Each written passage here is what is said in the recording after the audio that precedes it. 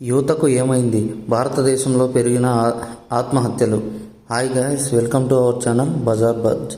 ఇతర దేశాల కంటే భారతదేశంలో ఎక్కువ మంది యువత ఆత్మహత్యలకు పాల్పడుతున్నారని మంగళవారం ప్రపంచ ఆత్మహత్యల నివారణ దినోత్సవంగా సందర్భంగా నిపుణులు చెప్పారు. అవగాహన పెంచడానికి ప్రతి ఏడాది సెప్టెంబర్ 10వ తేదీ నాడు ప్రపంచ ఆరోగ్య నివారణ దినోత్సవంగా జరుపుకుంటారు.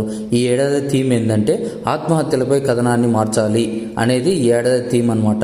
భారతదేశంలో కౌమార దశ అంటే 15 నుంచి 19 ఏళ్ళు వయసులో ఉన్న ప్రతి యువకులు కానీ అందరూ కానీ ఆత్మహత్యలు మరణాలలో 4వ ప్రధాన కారణం అవుతుంది. నేషనల్ క్రైమ్ రికార్డ్స్ బ్యూరో ప్రకారం ఎన్సీఆర్బి గణాంకాల ప్రకారం ఆత్మహత్యలకు పాల్పడే కేసుల్లో 40% పైగా 30 ఏళ్ళ లోపల వాళ్ళే ఉన్నారు. భారతదేశంలో దురదృష్టవశాత్తు ఆత్మహత్యల ద్వారా మరణించే యువకుల సంఖ్య చాలా తక్కువగా ఉంది. గ్లోబల్ యావరేజ్తో పోలిస్తే భారతదేశంలో ఆత్మహత్య చేసుకున్న యువకుల సంఖ్య దాదాపు రెట్టింపు. భారతదేశంలో రోజుకు సుమారు 160 నుంచి 120 మంది యువకులు ఆత్మహత్యలు చేసుకుంటున్నారని ఎయిమ్స్లోని సైకియాట్రిస్ట్ విభాగానికి చెందిన ప్రొఫెసర్ నంద్ కుమార్ చెప్పారు.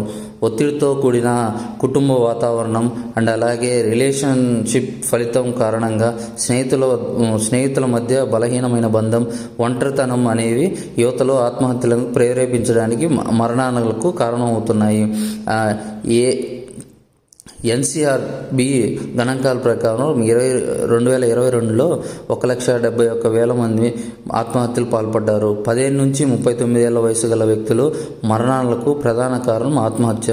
ప్రపంచవ్యాప్తంగా మన దేశంలో మనం ఎదుర్కొంటున్న అత్యంత తీవ్రమైన ప్రజారోగ్య సమస్య ఒకటి అని లైఫ్ లవ్ లాఫ్ యొక్క సైకియాట్రిస్ట్ మరియు చైర్పర్సన్ డాక్టర్ శ్యామ్ భట్ చెప్పారు.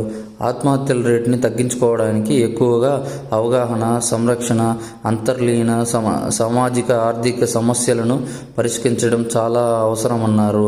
మానసిక ఆరోగ్యంతో పొరపడుతున్న వారికి దయతో హక్కున చేర్చుకొని చాలా ముఖ్యమైన నిపుణులు చెబుతున్నారు. మనస్థితి వ్యవస్థ డైరెక్టర్ మరియు సీనియర్ సైకియాట్రిస్ట్ డాక్టర్ జ్యోతి కుమార్ మాట్లాడుతూ మానసిక ఆరోగ్య సంక్షోభాన్ని పరిష్కరించడానికి మరియు ఆత్మహత్యలను నివారించడానికి ప్రభుత్వం నేషనల్ మెంటల్ హెల్త్ ప్రోగ్రాం మరియు కిరణ్ హెల్ప్ లైన్ వంటి కార్యక్రమాలు ప్రారంభించాలని అన్నారు.